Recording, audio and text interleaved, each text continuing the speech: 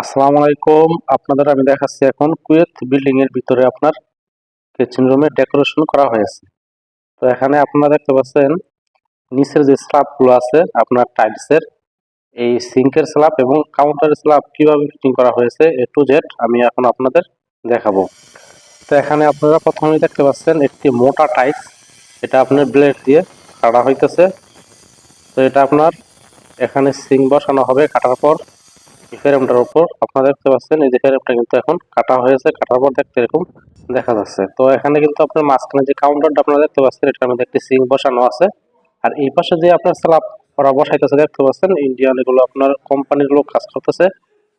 তো এখানে আপনারা দেখতে পাচ্ছেন যে সিরামিক্সের যে স্ল্যাবটা আছে এটা কিন্তু আপনার আলগা, এটাকে আপনার সাইজ মতন কেটে আপনার বসাইতেছে।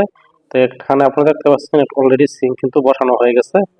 তো আমি এখন আপনাদের দূরে থেকে দেখাইতেছি যে মাঝখানে একটি কাউন্টার আর আপনার তিন পাশে আপনার এখানে দেওয়ালে কিন্তু আপনার উপরে ক্যাবিনেট লাগানো হয়েছে।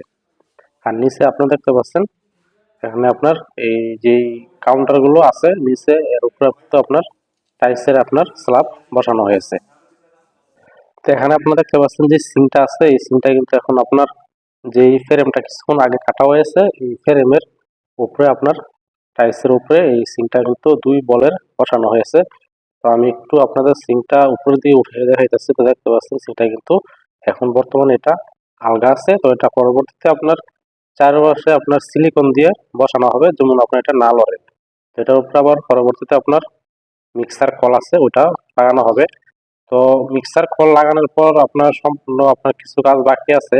এখানে আপনারা দেখতে পাচ্ছেন যে এই আপনার র্যাকগুলো বসানো হয়েছে, র্যাকের মধ্যে কিন্তু আপনার দরজা লাগানো হবে। দরজাগুলো লাগানোর পর আপনার একটু যেটা আমি পরবর্তীতে আরেকটা ভিডিওর মাধ্যমে আপনাদের দেখাবো।